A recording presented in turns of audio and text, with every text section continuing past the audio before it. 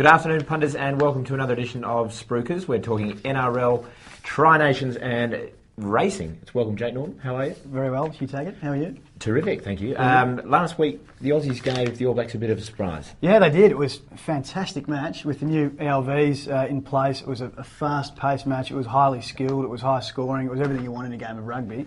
And I think the Northern Hemisphere rugby nations need to take a leaf out of the Southern Hemisphere book and start playing those rules because it was magnificent.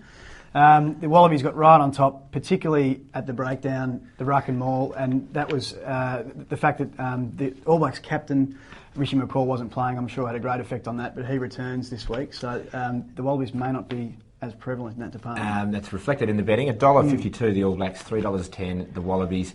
Over there, of course, and they deserve probably to start favourites just because it's on their home patch. Yeah, well, I guess in line with what I was just saying, we're also missing, or the Wallabies are also missing, Rocky Elsom, who was magnificent in before he went off last weekend. But we also get Sterling Mortlock back, so perhaps a bit of balance there.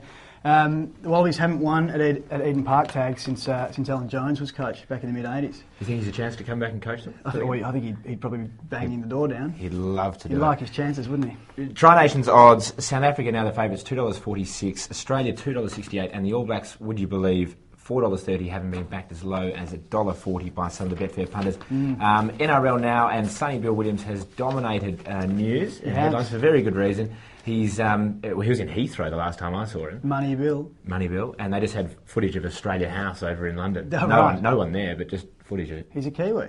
Well, was it Australia House, Kiwi House? Do they operate at the same building? Quite possibly.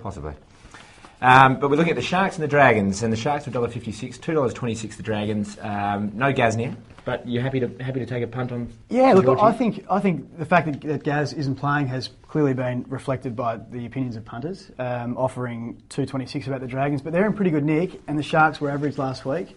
I think the Dragons are coming home with a wet sail, and $2.26 is great value. So if you're going to have a bet on that match, I would suggest taking a little bit on the Dragons and then seeing how you go in play. But that's a really good price, I think, Tags.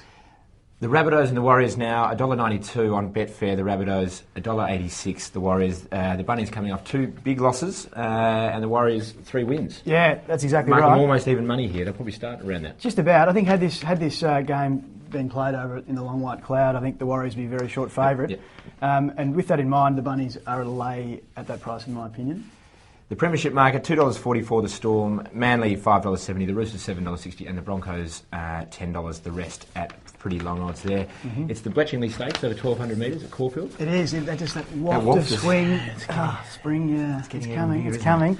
And it looks a pretty decent race. 2 reasonable liners here. You know, Group horses, Group 3 horses. I would have thought. Yeah, there's only the one Group 1 winner in the field. That's right. Yeah, and he of course won the Monash Stakes a couple of weeks ago. That is Testbury Jack, and Cargo Colt looks to be his big danger here. And Jared McLean, very confident about Cargo Colt's chances. Do you give him a chance to turn the tables here? I think definitely over the 6 furlongs, it suits him a lot better than the 1,000 metres at Caulfield the other week.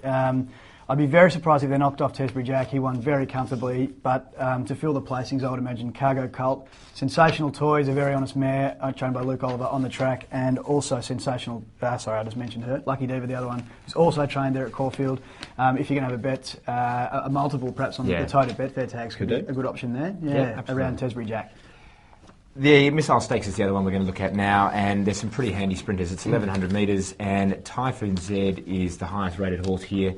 Keen Commander and also Vecchia Roma also going to start? Yeah, it's a quality field. We're not across the acceptances just at this stage. It's a little early in the week. Across the... no, that's right, the acceptances. Yeah, and no prices yet. No, that's right. So it is a little difficult to see how the market will be formed by punters, but I mean, it's hard to go past the Group 1 autumn form of Typhoon Z.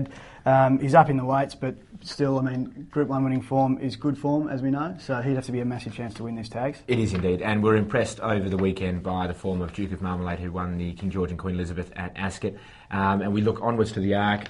Duke of Marmalade not necessarily going to run over there. Do you think it's a chance to come and run over at Moonee Valley, Money Valley? I think you and I need to get over there and speak to Aiden and try and... We'll get on the phone, because he's always on the rattler, isn't he, Aiden? Always, straight after the race. Yeah.